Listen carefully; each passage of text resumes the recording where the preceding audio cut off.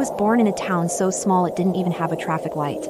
My father was a hardline patriarch who was obsessed with having a son to work the farm. And girls just... When the doctor said, "It's a girl," my mother didn't cry. My father did. Not from joy. From disappointment.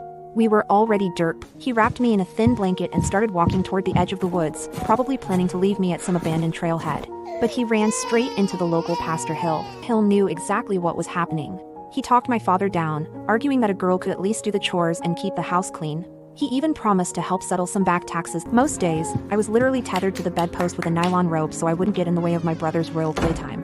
It's a miracle I didn't die. Turned 5, it was time for school, but my parents refused to pay for my supplies or the bus fees. They didn't see the point in educating a girl. Then, I got his brother and took off, walking as fast as she could to get him home. I was gasping for air, my chest tight as a vice. I kept screaming "Mom," but she never even glanced back, leaving me behind, literally and figuratively. The cold was bone deep. My vision blurred, my stomach was a knot of hunger, and then the world just went black. When I woke up, I was under a thick, warm quilt.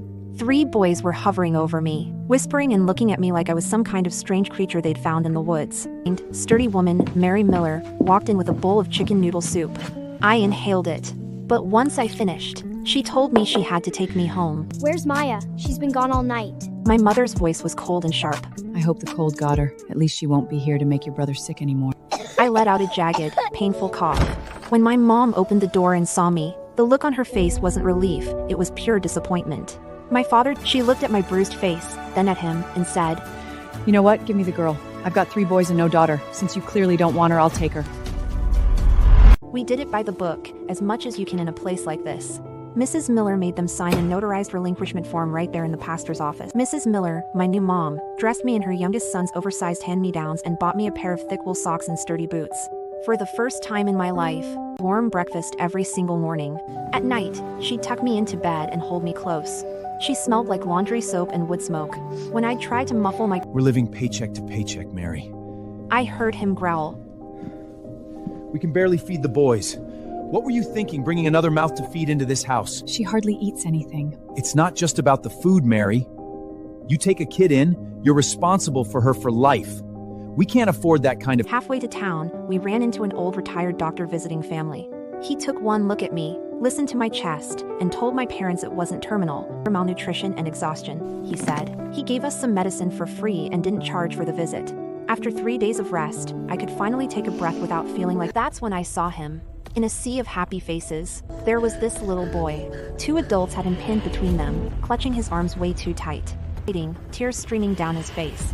His mouth was wide open, gasping for air like a fish out of water, but no sound came out. I tugged on my mom's sleeve. Mom? The man had a thick out-of-state accent. Hide! This is my son! This is a family matter!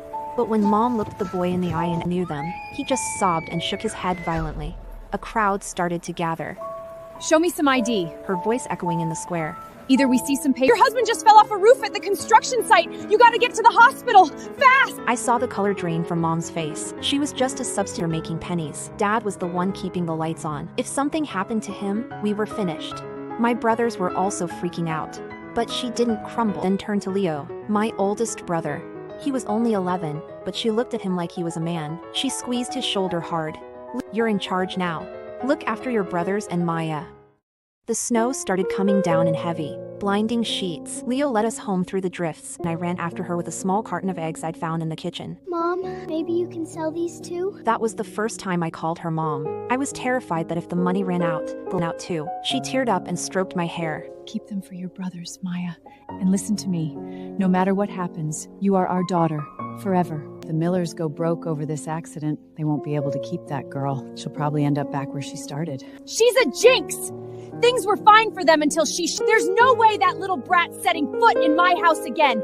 Not a chance. I won't have her cursing my precious son. She can rot in the street for all I can. I stood tall and stared them down. "Maya is my sister. As long as I have a crust of bread, she'll have half of it. We are never giving her up." Tears in my eyes. For the first time ever, I felt like I had a real family. Linda just rolled her eyes and scoffed. You brat! You don't call the shot, Leo. For God's sake, Linda, shut up. That girl came out of your own body. Don't you have a shred of decency left? Oh, I hope she finds it. Ever started murmuring in agreement, but Linda just gave a nasty little smirk. Oh, I have got a dance a girl. But let's be real, she ain't born for happy endings.